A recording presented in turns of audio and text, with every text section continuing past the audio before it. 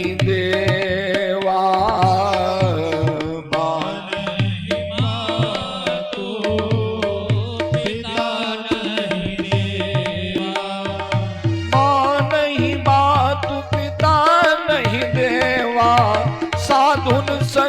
करवा वही सेवा, साधुन सन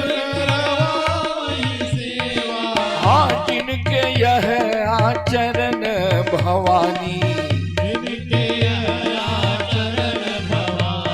हाँ ते जाने निश्चर सम प्राणी, हाँ जिनके यह आचरण भवानी,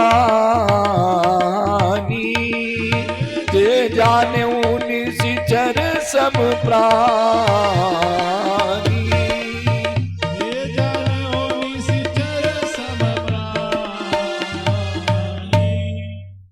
देखिए जिनके ये आचरण भवानी ते जाने निश्चर सम, जो माता पिता को नहीं मानता,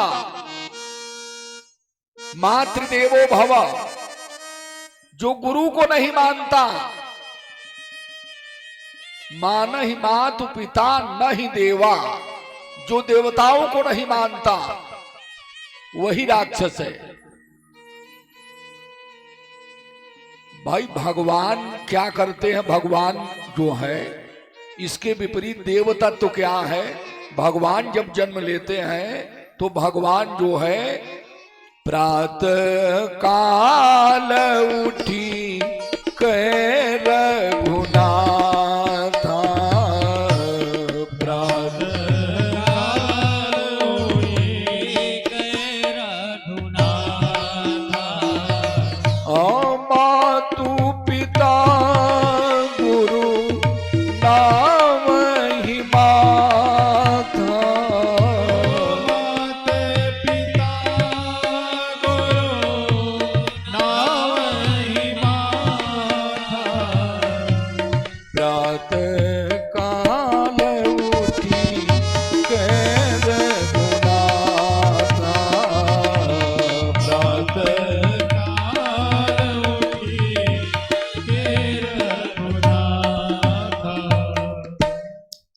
तो देखिए माता पिता आज जो है माता पिता को प्रणाम करने में शर्म आती है, बल्कि अगर ससुर जी रहेंगे तो भले प्रणाम कर लिया जाए। उनको लोग प्रणाम कर लेते हैं, लेकिन माता पिता को प्रणाम करने में शर्म आती है। देखिए ये भाव है, हम सबकी बात बताते हैं, आप किसी व्यक्ति विशेष के लिए नहीं कह रहे हैं। देखिए अगर प्रणाम करने से कई चीजें मिलती हैं, प्रणाम प्रतिदिन करना चाहिए बड़ों को। अगर बालक की बुद्धि कमजोर है तो तेज हो जाती है प्रणाम करने से केवल। अभिवादनशीलस्य नृत्यं वृद्धोपसेविनः चत्वारि तस्य वर्धन्ते आयुर्विद्या यशो बलम। आयु विद्या और बल ये प्रणाम करने से बढ़ता है। अगर विद्या चाहते हैं, आयु चाहते हैं, बल चाहते हैं, आयुर्विद्या यश और यश ये चार चीजें प्रणाम करने से मिलती हैं सज्जनों। इसलिए अपने से बड़ों को प्रणाम अवश्य करना चाहिए। क्योंकि अच्छा ये भी बात है, अगर प्रणाम भी करेंगे तो दूर ही से आजकल प्रणाम कर लेते हैं लोग। ऐसे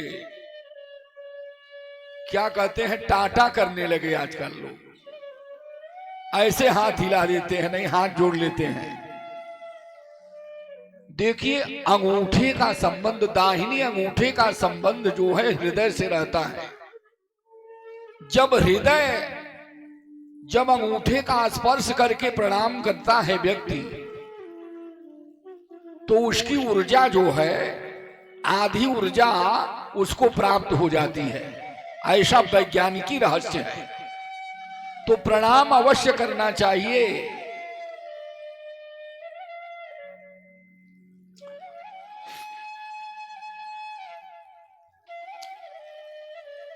देवहूति और करदम के विवाह के बारे में जब पूछा तो कहा कि देखिए, करदम जी प्रजापति थे, उन्होंने 10,000 वर्ष तक जो है तपस्या किया। 10,000 वर्ष तक किसके लिए किया था? जब भगवान प्रकट हुए तो कहा कि महाराज हम सुंदर पत्नी चाहते हैं, विवाह करने के लिए तपस्या किया था। अब देखिए हंस भी रहे, इसीलिए तो हम कह रहे हैं इस प्रकार से कि विवाह के लिए तपस्या किया तो देखिए पत्नी ऐसी मिली कि जिनके घर भगवान स्वयं प्रकट होते हैं। तपस्या करके विवाह किया था। ये पति पत्नी का जो है साधारण संबंध नहीं है, ये जन्म जन्मांतर का संबंध होता है बंधुओं। तो जब 10,000 वर्ष तक तपस्या करते हैं तो भगवान प्रकट हुए और उन्होंने कहा कि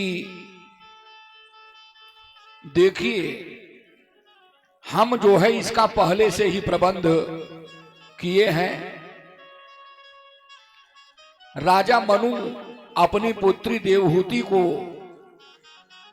लेकर के आएंगे आपके आश्रम में। आज से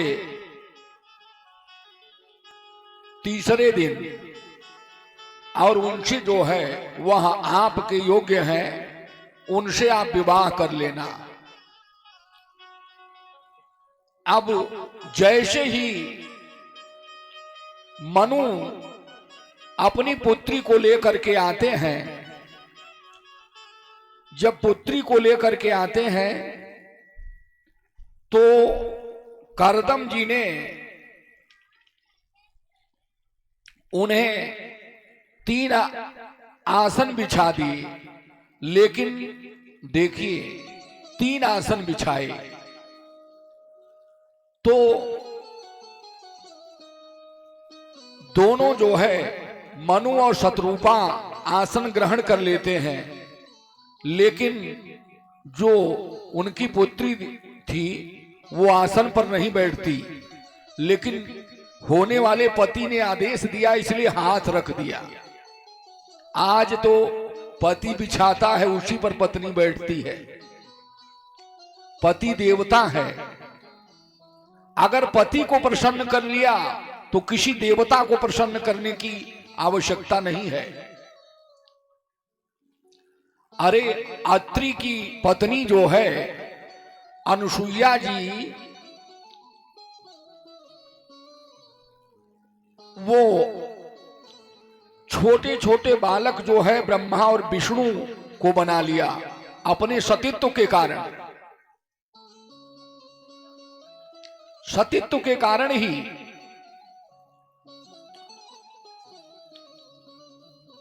एक बार जो है ब्रह्माणी, रुद्राणी और लक्ष्मी को अहंकार हो गया कि मेरे जैसा सतीत्व किसी का नहीं है,